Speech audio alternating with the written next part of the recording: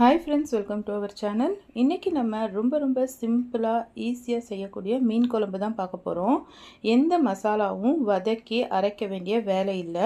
ரொம்ப சிம்பிளாவே இருக்கும். ஆனா டேஸ்டும் சூப்பரா இருக்கும். ஐல மீன் வெச்சு இந்த குழம்பு செஞ்சிருக்கேன். வாங்க இது எப்படி செய்யறதுன்னு வீடியோல பார்க்கலாம்.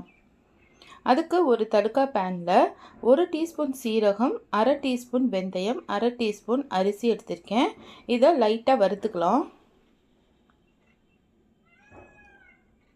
இதை நல்ல மீடியம் ஃப்ளேம்லேயே வச்சு வறுத்துக்கோங்க. கரிஞ்சு போயிடக்கூடாது. மீடியம் ஃப்ளேம்லேயே வச்சு நல்லா வாசம் வர வரைக்கும் வறுத்துக்கோங்க. அரிசி சேர்க்கறது நம்ம குழம்பு கொஞ்சம் திக்காகிறதுக்காக. இது எல்லாமே நல்லா வறுத்துக்கணும். பாருங்க, இந்த அளவு நல்லா வறுத்ததுக்கப்புறம் இதை தனியாக எடுத்து வச்சிடலாம்.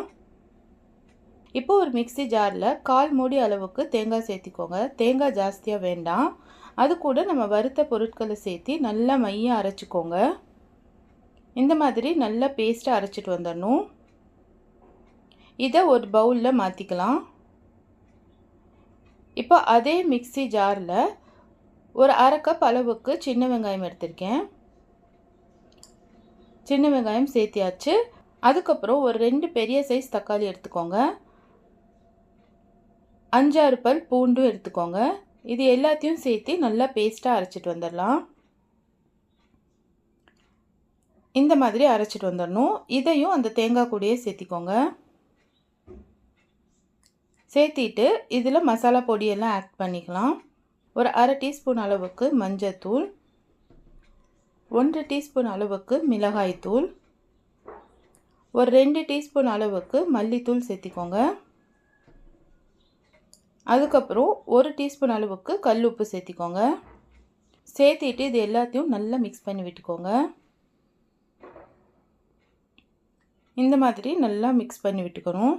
இப்போ இது கூட தேவையான அளவு புளி தண்ணி சேர்த்திக்கோங்க. சேர்த்திட்டு இது எல்லாமே மிக்ஸ் பண்ணிக்கோங்க. இது தனியாக இருக்கட்டும். இப்போ ஒரு மண்சட்டி எடுத்திருக்கேன்.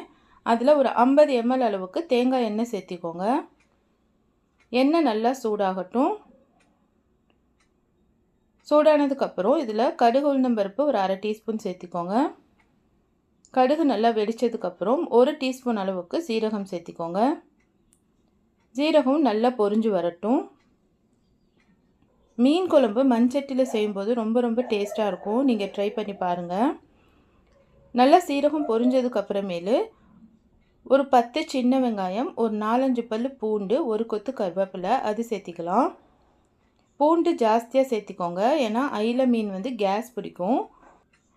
இந்த அளவு வெங்காயம் நல்லா வதங்கினதுக்கப்புறம் நமக்கு மிக்ஸ் பண்ணி வச்சுருந்தோம்ல குழம்பு, அது இதில் ஊற்றிடலாம். ஊற்றிட்டு நல்லா கலந்து விட்டுக்கோங்க. இப்போ இது ஒரு தட்டு போட்டு மூடிடலாம். நல்லா கொதி வரட்டும்.